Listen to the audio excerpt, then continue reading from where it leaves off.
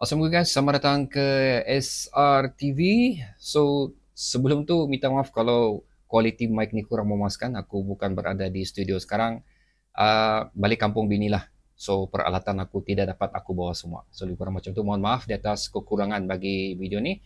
So, aku ingin bercerita bukan pasal perlawanan yang akan berlangsung untuk menentang Kelantan ni, tapi adalah mengenai dua benda barulah yang telah dikongsikan di halaman sosial media dan juga di Google Search, iaitu di majority.com dan juga Flash Sukan, yang bercerita mengenai satu adalah mengenai kontrak Ong Kim Swee yang akan berakhir pada 30 November ni, dan belum ada sebarang kata putus lagi yang dikeluarkan oleh manajemen Sabah FC lah sama ada ingin meneruskan kontrak beliau dan apa persiapan yang bakal mereka lakukan sekiranya kontrak tersebut tidak dilanjutkan. Itu satu. Dan kedua, dia berkait rapat juga lah mengenai perkongsian daripada di mana surat tu, aku cek balik lah, daripada majority.com. Yang mula pasal Ong Kim Swee itu adalah di Flash Sukan, di mana yang majority.com tu mengatakan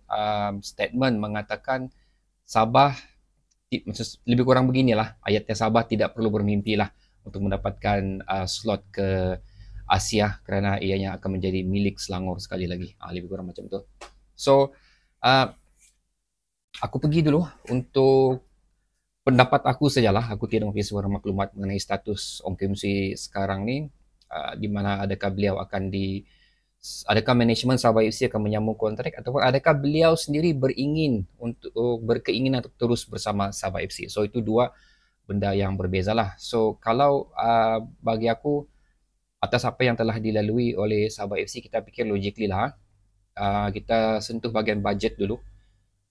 Aku yakin bayaran OKS agak besar. Ini pendapat aku kerana OKS adalah merupakan salah satu ataupun the only coach yang mempunyai reputasi, local coach yang mempunyai reputasi yang cukup bagus di saingan domestik kita lah di Malaysia ni, di atas CV beliau yang telah memenangi beberapa piala untuk peringkat antarabangsa lah, walaupun bukan bersama Harimau Melaya, tapi piala tersebut adalah bersama dengan under squad junior sampai squad junior Malaysia, lebih kurang macam itulah. Jadi atas apa yang telah berlaku Sabah FC tempoh hari, seperti telah aku katakan sebelum ni juga mengenai Ramon Mercado, kenapa kontrak beliau tidak ditamatkan, ada aku nyatakan kerana mempunyai tangga gaji yang cukup besar. Pada masa tu Sabah FC berada di dalam masalah kewangan lah.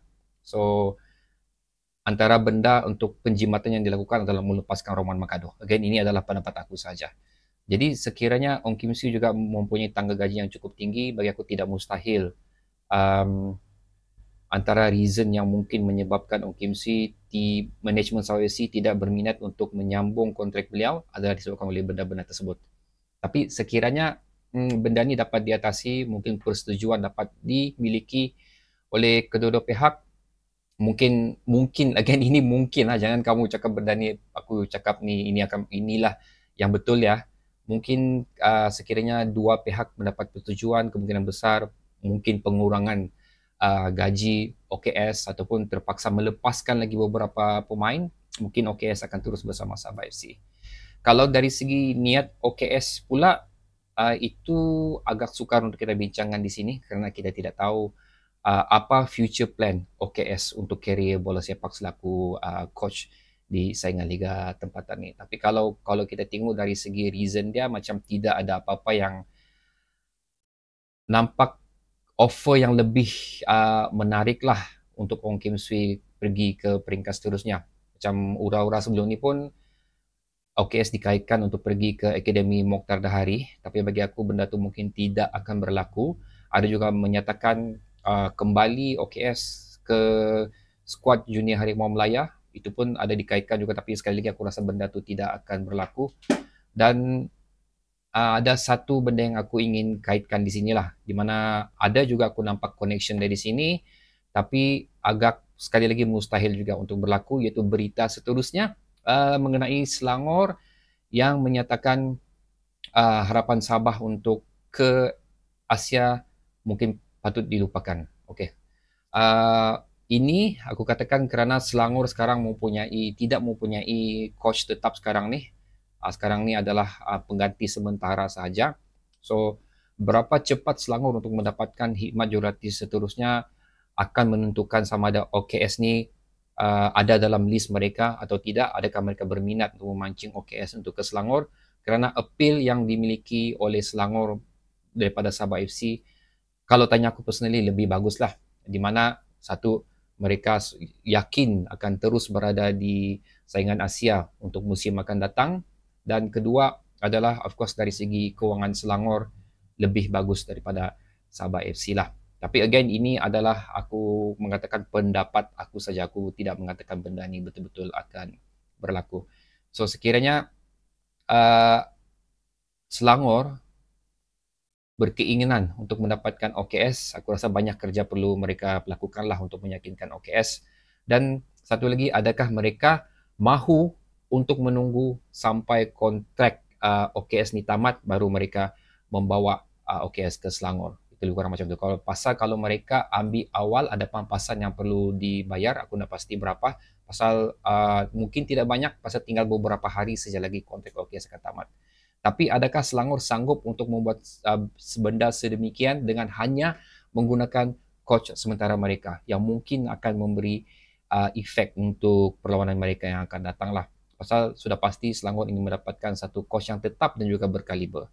Itu kita tidak tahu berapa pantas dan apa plan Selangor sekarang ni. Adakah mereka ingin mendapatkan pengganti coach mereka dengan segera? Itu adakah mereka mempunyai calon-calon sudah untuk coach tempatan, baik coach yang berada di luar sana, maksud aku coach import lah maksudnya begitu. Itu yang kita belum tahu sekarang ni, apa tindakan yang akan diambil oleh Selangor. Jadi itu adalah dua news terkini yang dapat aku kongsikan pada kamu.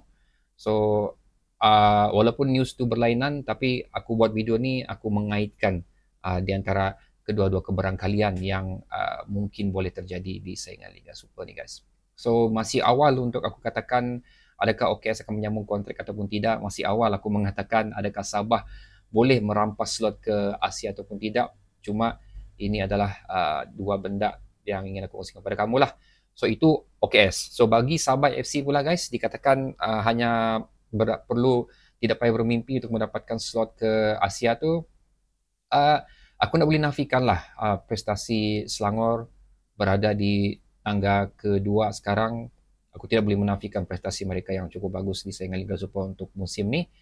Tapi dalam masa yang sama, aku tidak menafikan juga apa yang Sabah miliki lately ni. Bagi aku, perlawanan menentang Kedah tu adalah merupakan titik ukuran sebenar lah di mana prestasi Sabah FC. Kita boleh katakan sewaktu menentang Perlis dan juga Penang tu, okey lah pasal kedua-dua pasukan tu berada di bawah dan juga mid table. Walaupun Kedah berada di mid table juga, tapi kita harus melihat apa yang terjadi kepada Kedah FC. Kerana satu, deduction of point. Lepas tu, masalah gaji lah. Tapi masalah gaji pun kita sendiri sudah tahu. Ada suntikan dana sudah diberikan. Dan Kedah hadir ke Stadium Likas tu, bilang orang macam fair play lah. Okay, fair play, gaji semua sudah dibayar, so tidak ada masalah. Cuma Sabah mempunyai kelebihan dari segi taktikal untuk mengemudi perlawanan tersebut.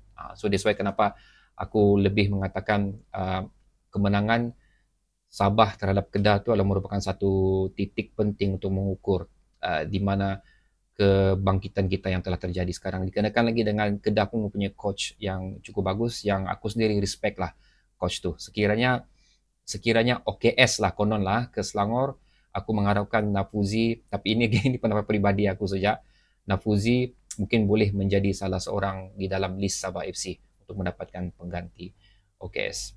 Jadi, adakah kita mampu untuk merampas lot tersebut? Aku berkeyakinan kita boleh melakukannya. Aku nampak di situ peluang kita cerah.